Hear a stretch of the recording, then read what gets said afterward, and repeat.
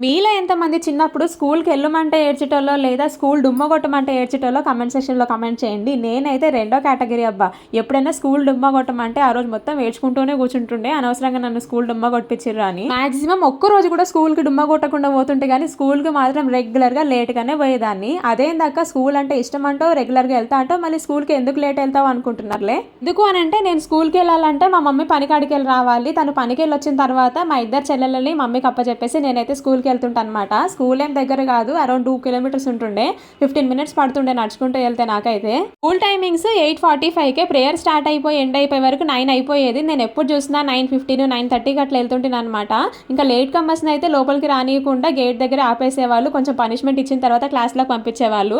ఇంకొక రోజు మా టీచర్ అయితే అడిగిందనమాట, ఎందుకు నువ్వు రెగ్యులర్గా లేట్ వస్తావు, చాలా బాగా చదువుకుంటావు కదా, తొందరగా రావచ్చు కదా అని. ఇంకా మా టీచర్కి అయితే చెప్పిన అనమాట అసలు రీజన్. ఇట్లా మా మమ్మీ పనికెళ్ళి వచ్చిన తర్వాత మా ఇద్దరు చెల్లెలను అప్పచెప్పి నేనైతే స్కూల్కి వస్తాను టీచర్ అని. ఇంక అప్పటి నుంచి మా ప్రిన్సిపల్ సార్కి చెప్పేసి ఇంక టీచర్ అయితే నాకు పనిష్మెంట్ ఇవ్వకుండా చేసింది. అందుకే ఆ టీచర్ నాకు ఫేవరెట్ టీచర్ అయిపోయింది. Continuation next video. ఈలోపు ఛానల్ని సబ్స్క్రైబ్ చేసుకోండి.